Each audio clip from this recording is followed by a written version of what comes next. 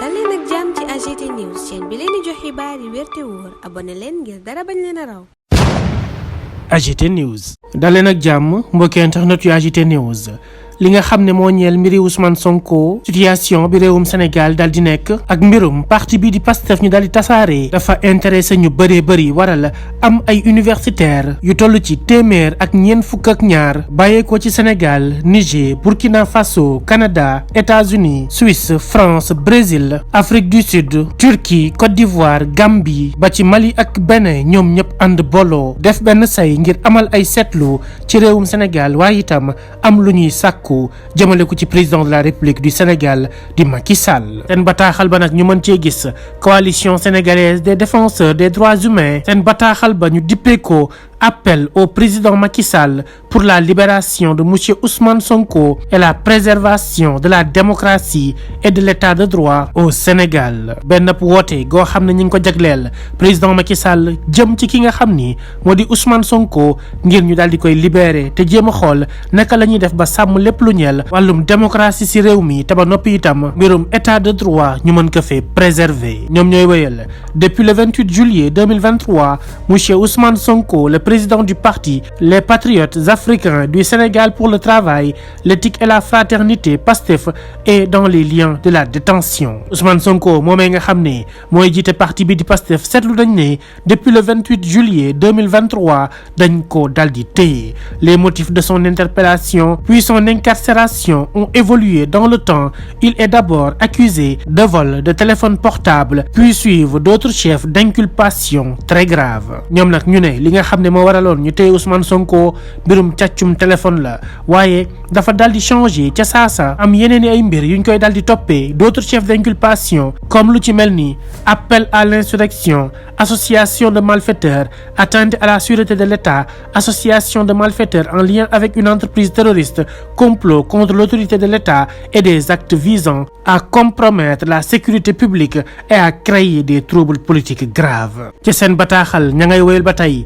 son parti Pastef a été dissous par décret alors qu'il participe depuis sa création à la vie politique et bénéficie d'une large représentation au niveau de l'Assemblée nationale et dirige des dizaines de collectivités territoriales. parti boobee di Pastef nga xam ne ab décret moo ko dal di tasaare ñoom jàpp nañ ne dafa bokk ci li nga xam ni moo di jeu politique bi ci réewum Sénégal ba noppi itam am ndaw yu koy teewal ca biir Assemblée nationale te ñu bëri lool am itam ñu nekk ci biir collectivité territoriales yi lu ci mel ni mairie yi ak conseil départemental yi. da ngay wëyal naan au moins 3 personnes ont été tuées à la suite des manifestations de protestation contre son arrestation qui ont éclaté à travers le pays. ñu ne am na sax ñetti nit ñoo xam ne ñàkk nañ ci seen bakkan gannaaw ba nga xamee ne jàpp nañu Ousmane Sonko amoon ay manifestations yu amoon presque fépp ci réewum Sénégal. Des arrestations massives des militants et sympathisants du parti dont des élus ont eu lieu et la plupart des personnes interpellées sont inculpées pour de graves chefs d'infraction et placées en détention. ca seen bataaxal ba ña ngi cay xam ne arrestation yi bëri na lool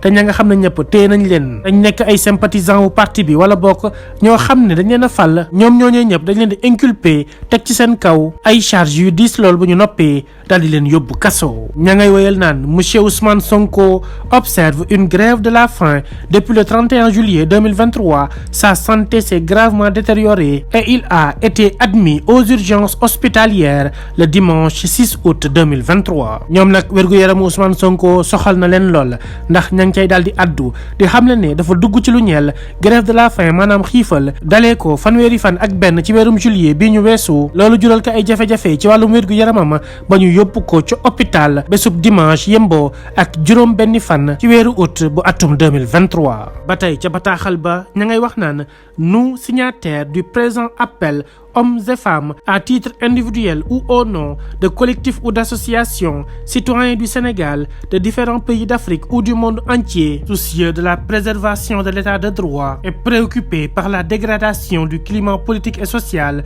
et des menaces qui pèsent sur la concorde civile au Sénégal, attachés à la paix, à la stabilité, à la préservation des acquis démocratiques du pays, profondément attachés au respect et à la protection du droit à la vie garanti par la Constitution commission du Sénégal et des traités internationaux des droits humains maanaam foofu ñoom kuréel yi nga xam ne ñoo bind bi le bataaxal ñooy daal di addu di wane seen bopp naan ñoom ña nga xam ni ñoo daal di signé lu ni mel di góor mu di jigéen di benn nit bu ko signé wala ab association dëkk ci réewum Sénégal baa ci Afrique wala sax fépp ci àdduna bi warngal képp seenam xel tey lool ci liy am ci réewum Sénégal climat politique ak social bi ni mu fi nekkee di menacé wu ànd booloo jubboo bi ñu xamoon ci réewum Sénégal ñu tàmbali ko daal di nasaxal ñoom ñooñee nga xam ne dañoo jàpp ngoy ci lépp loo xam ne dafa ñeel wàllum jàmm ak salaam dëkk bu dal am stabilité daal di ŋànk ak suñu ay dëgg ci li nga xam ne daa ñeel ay acquis lu ñu am ba noppi ci wàllum démocratie ñun ñi nga xam ne dañoo fonk lool lépp lu ñeel wàllum àq ak yelleefu doomu aadama yi constitution bu Sénégal garanti ko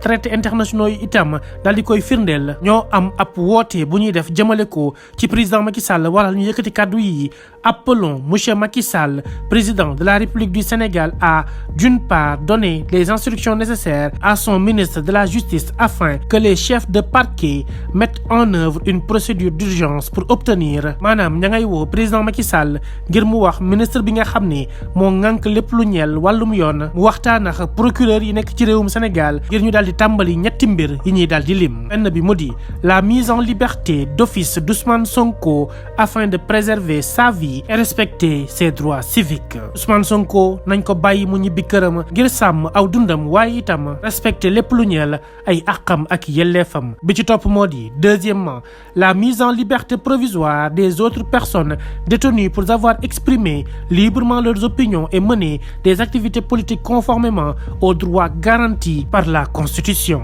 ñu ne nag yeneen détenus yi nga xam ne ñoo nekk ci kaso yi ñu tëy leen ñooñu itam nañ leen bàyyi ñu ñibbi seen kër defuñu leen lu dul wax seen xalaat ci réewum démocratie defuñu leen lu dul participer ci ay activités politiques te loolee dafa am lu leen ko garanti nekk ci constitution bi nga xam ne moom la ñu am ci réewum Sénégal ñetteel bi troisièmement d'autre part retirer le décret de dissolution de PASTEF pour un retour à un ordre constitutionnel garantissant le pluralisme intégral ñoom nag ñetteel ba ñuy sàkk mooy PASTEF les patriotes bi nga xam ne dañ koo tasaare ñu delloowaat ko ca na mu meloon ngir ñu mën a sàmmal kenn ku ci nekk rek fa nga daal di far loolee moo waral ñoom ña ngay jeexal seen bataaxal ci yile kaddu nous exhortons le président Macky Sall à faire mettre en œuvre ces mesures afin de restaurer la paix, l'unité et la concorde nationale dans un espace sous-régional marqué par des conflits et le recul de la démocratie ñoom nag la ñuy sàkku ci président Macky Sall mooy